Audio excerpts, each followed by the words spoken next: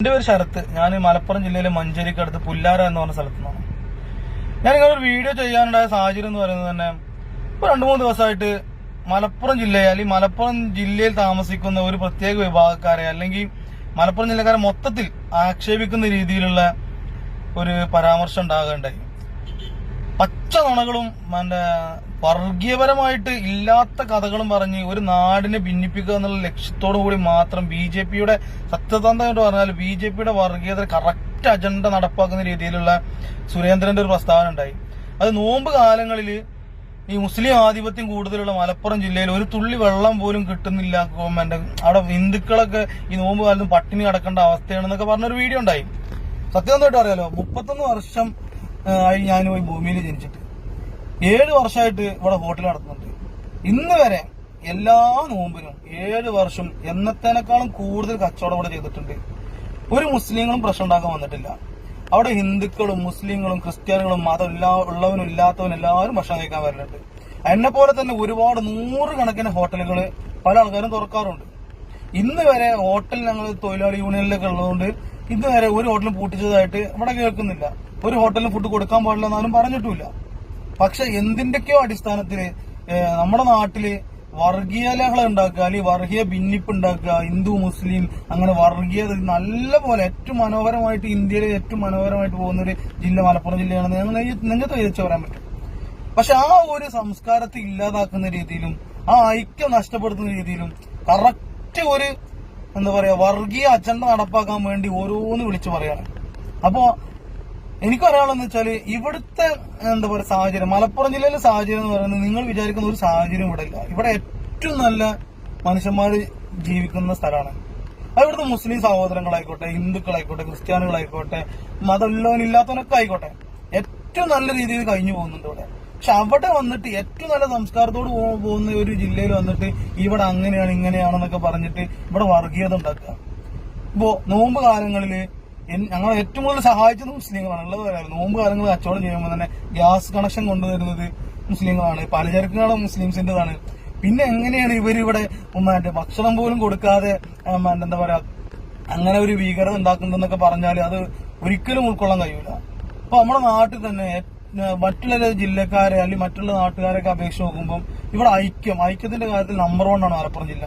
കാരണം ഇവിടെ ഒരു രോഗി ഉണ്ടെങ്കിൽ ഇവിടെ 90% പോപ്പുലേഷൻ ഇവിടെ മുസ്ലിംസ് ആണെങ്കിലും ഇവിടെ ഒരു രോഗി, ഒരു ഹിന്ദു ആയിട്ടുള്ള രോഗിയാണെന്നുണ്ടെങ്കിൽ നാളെ അവന് ഒരു ചികിത്സക്ക് ഒരു 10 ലക്ഷം വേണം. 10 ലക്ഷമൊക്കെ ഒരു 10 രൂപ 20 രൂപ അല്ല, 10 ലക്ഷം രൂപ ആണെന്ന് പറഞ്ഞാൽ ചിലപ്പോൾ 10 ദിവസം കൊണ്ട് 20 ദിവസം കൊണ്ട് ആ പൈസ ഒരു അക്കൗണ്ട് ഉണ്ടാക്കി അവര് തന്നെ പിരിപ്പിച്ച് അവര് തന്നെ വള്ളിയിൽ നിന്നായാലും ബാക്കിയുള്ള കയ്യിൽ നിന്നായാലും എങ്ങനെ പിരിപ്പിച്ചു കൊടുക്കും. സത്യസന്ധമായിട്ട് പറയാലോ, നല്ല പിരിപ്പിച്ചു കൊടുക്കും. ഞാൻ കുറെ അവരുടെ ഭക്ഷണം കഴിച്ച ആളാണ്, കുറെ അവരുടെ സേവനങ്ങൾ അനുഭവിച്ച ആളാണ്. ഞങ്ങളെ ഒരുപാട് സഹായിച്ചിട്ടുണ്ട്. പിന്നെ വെറുതെ അങ്ങ് വന്നിട്ട് ഇവിടുത്തെ മുസ്ലിങ്ങൾ മറ്റേതാണ് മറിച്ചതാണ്, ഇവിടെ വർഗീയത, മലപ്പുറം ജില്ല വർഗീയതയുടെ മറ്റേതാണെന്നൊക്കെ പറഞ്ഞ് ഇവിടെ കലാപത്തിന്റെ ഒരു സാഹചര്യം ഉണ്ടാക്കാൻ നോക്കുകയാണ്. പക്ഷെ അബദ്ധവശാൽ ചിലപ്പോ ഇങ്ങനത്തെ പ്രസ്താവന കേട്ട് ഇതിന് മലപ്പുറം ജില്ലയെ കുറിച്ച് അറിയാത്ത കുറെ ആൾക്കാര് മലപ്പുറം ജില്ല അങ്ങനെയാണെന്നുള്ളത് വെറുതെ ഒരു ചിന്തിച്ചു കൂട്ടും. അങ്ങനെ ഒരു ജില്ലയെ മൊത്തം വളരെ മോശമായിട്ട് രീതിയിൽ കാണും. പക്ഷെ സാഹചര്യം സത്യസന്ധമായിട്ട് പറയട്ടെ, ഈ മലപ്പുറം ജില്ലയ്ക്ക് അങ്ങനത്തെ ഒരു സാഹചര്യമില്ല. ഇവിടെ എല്ലാവരും ഒരുപോലെയാണ്. ഇവിടെ എല്ലാവർക്കും എല്ലാവരും ഉണ്ട്. മറ്റുള്ള ജില്ലക്കാരെ പോലെ അല്ല. മറ്റുള്ള ജില്ലക്കാരെക്കാളും കൂടുതൽ നല്ല ഐക്യത്തോടു കൂടി ജീവിക്കുന്ന ആൾക്കാരാണ് ഇവിടെ ഉള്ളത്. അത് നിങ്ങൾ മലപ്പുറം ജില്ലയിൽ ഒന്ന് വന്ന് കാണുക, എന്നിട്ട് കണ്ട് അനുഭവിക്കുക, ഇവിടുത്തെ ഭക്ഷണം കഴിക്കുക. ഇവിടെ ഒരു സെവൻസിന് വരിക, ഒരു സെവൻസ് ഗ്രൗണ്ടിലേക്ക് വന്നാൽ മതി, അവിടുത്തെ ഐക്യം കാണാം. അവിടെ ഹിന്ദുവോ മുസ്ലിമോ ക്രിസ്ത്യാനിയോ ഒന്നുമില്ല, അവിടെ മനുഷ്യനാണുള്ളത്.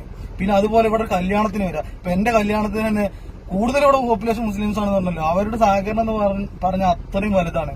അത്രയും അധികം സഹായ സഹകരണങ്ങൾ ഉണ്ടാവുന്നുണ്ട്. പിന്നെ ഇതൊന്നും മനസ്സിലാക്കാതെ വെറുതെ വന്നിട്ട് ഇങ്ങനെ പറയാം ഇവിടെ ഭിന്നിപ്പുണ്ടാക്കും. ഇവിടെ എന്ത് സാഹചര്യമാണ് ഉള്ളത് എനിക്ക് മനസ്സിലായിട്ടില്ല. ഇവിടെ ഭീകരതയുടെ ഒരു സാഹചര്യമില്ല. ഒരു സാഹചര്യവും ഇല്ല. ഇവിടെ നിങ്ങളായിട്ട് ഭിന്നിപ്പ് ഉണ്ടാക്കുകയാണ്. അല്ല, ഞാൻ ഒരുപാട് ജില്ലയിലും സംസ്ഥാനത്തൊക്കെ പോയ ആളാണ്. അവിടെ ഒന്നും കാണാത്തത് എന്റെ ജില്ലയിലുണ്ടെന്ന് എനിക്ക് പറയാൻ പറ്റും. ഇവിടുത്തെ ഐക്യം, ഇവിടുത്തെ സമാധാനം, ഇവിടുത്തെ മനുഷ്യര്, ഇവിടുത്തെ വ്യക്തികള് അത്രയും നല്ല സത്യസന്ധമായിട്ട് പറഞ്ഞാൽ അത്രയും സൗഹാർദ്ദം കൊണ്ടു നടക്കുന്ന ആൾക്കാരാണ്. പിന്നെ എന്ന് പറഞ്ഞാല് ഇത് എന്താ വെച്ചാല് ഇതൊരു എന്താ പറയാ ടെസ്റ്റ് ഡോസ് ആണ്. ഇത് ഇങ്ങനെ ഇട്ട് കൊടുക്കുക, ഇവിടെ വർഗീയതയാണ്, ഇവിടെ മറ്റേതാണ് മറിച്ചതാണ്, ഇവിടെ ഭയങ്കര പ്രശ്നമാണ്, മലപ്പുറം ജില്ല അങ്ങനെയാണ് ഇങ്ങനെയാണെന്ന് പറഞ്ഞ് ഇടുക. അപ്പൊ അതിന്റെ ഭാഗമായിട്ട് എന്ത് ചെയ്യും, ഇത് കുറച്ച് വിവരമില്ലാത്ത കുറച്ച് ആൾക്കാർ ഇത് അങ്ങോട്ടും ഇങ്ങോട്ടും ഷെയർ ചെയ്ത് അങ്ങനെയാണെന്ന് ഇങ്ങനെയാണെന്ന് പറഞ്ഞിട്ട് ഇവിടെ ഒരു കലാപഭൂമി ആക്കി മാറ്റാനുള്ള ഒരു കറക്റ്റായിട്ട് വ്യക്തമായിട്ടുള്ള അജണ്ടയിലാണ് ഇപ്പൊ പോയിക്കൊണ്ടിരിക്കുന്നത്. അപ്പൊ അതിന് ഒരിക്കലും നമ്മളായിട്ട് ചെവി കൊടുക്കാതിരിക്കുക.